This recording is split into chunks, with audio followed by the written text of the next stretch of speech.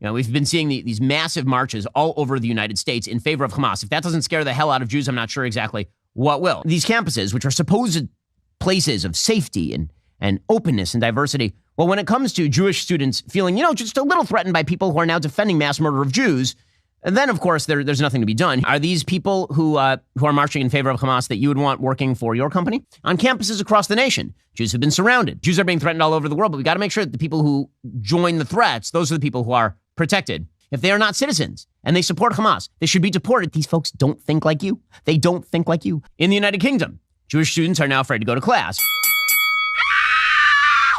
I know. You are in your dorm and you're ensconced there and you feel so comfortable with all your friends who tell you that you're just a great person and all your beliefs are exactly right. The last thing you want is somebody invading your campus and saying things that you disagree with, because that's just tyrannical and awful. You shouldn't have to feel like you're wrong ever. You should always feel like you're right. Well, toughen up, sweetheart. Bottom line is that it's time for you to learn that there are lots of differing opinions. The discussion is good for you. It makes your views stronger. It makes your views more durable. It is that exchange of ideas that actually makes an intellectual community worth having. If you're not willing to engage in that intellectual community, you're in the wrong place. If you want a safe space, we can find a padded cell for you somewhere. If you want life to just be a giant teddy bear, go back to being a child. But if you want to be an adult in the United States of America, you're going to have to deal with the fact that there are people who disagree, and that's a good thing to discuss. There are only one group of people that want safe spaces so that they never have to hear from anybody of a different ideology or political persuasion. Those people are called fascists. Okay, and you've got a bunch of fascists, damn fascists on this campus, who are trying to shut down political debate and trying to cloister themselves in this little cocoon of stupidity so they don't have to debate anyone or think about issues outside their kin so that they can feel comfortable. Guess what? Life isn't about feeling comfortable. Life is about bettering yourself. Get off your ass, you stupid pansies. Welcome back to Knowledge in the Word. Wanted to just catch you up on a little something, interesting. The Word was made flesh and dwelt amongst us. We've talked about this antichrist and the word and the meaning of it. And the only time it's ever mentioned, it's right back to where it started, and that's in the church. 1 John is very clear about that. So spirits is what we're talking about. What words are spirits? The Word was made flesh. God was made manifest in Christ. This is the point of words and speaking. Very interesting. And recently, Ben Shapiro has gotten himself into a little bit of a tangled web with his words, I guess. And so people are calling him out. And, just watch this and see. Because by thy words thou shalt be justified, and by thy words thou shalt be condemned. And so Christ was the Word made flesh. And so words are spirit. When you speak them, you have to have breath in your body, which is life, and you have to speak that out. So whatever is in the heart speaketh, whatsoever is in the heart speaketh. Okay, so we know that out of the heart proceed evil thoughts, adulteries, murders, fornications.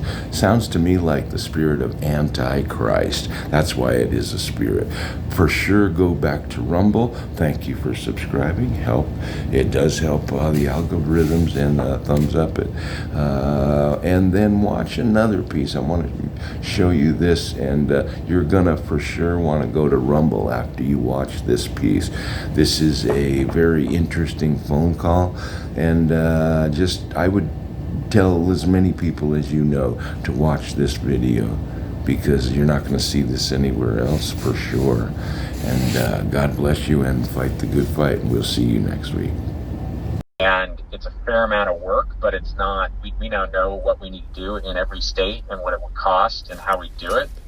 So it's really about pulling the trigger if we decide we want to do it. When would you have to do that?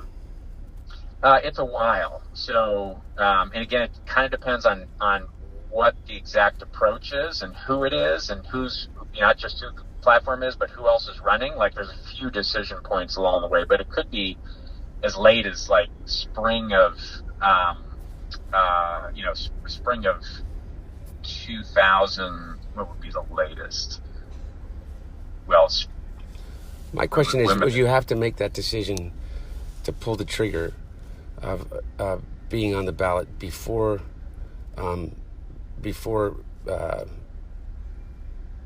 people before the either party nomination? Yeah. Not necessarily. That's part of it. Not necessarily. I mean, you could. You can pull it late. I mean, we could pull the trigger. We can pull the trigger on getting something in place on these different ballots. And again, it depends by state, where we wouldn't even have to have necessarily a specific candidate, but we think it all seems of interest, and we know it's of interest to John to at least have a conversation. If your dad was at all intrigued by it, we could figure out a way to facilitate. I could fly John out, and it could just be an off the record, face to face. It could be, if that's not of interest, we could get a couple of political advisors together to talk about it. Like, there's different ways to approach it depending on if he had any interest. Yeah. Well, look, I think that number one, that it's going to be, this is all me, not him. Okay. Yeah. I think that it's going to be very difficult for him not to run. Because I think that whether it's the party or whether it's people like you, to tell you the truth, Greg, the overall objective here is to stop not only Donald Trump, but to stem the tide of what Donald Trump represents in the political process for the future of this country, which to me is way more dangerous than I ever thought that it possibly could be. Mm-hmm. And my concern is, I kind of dropped out of this I'm tired of this shit.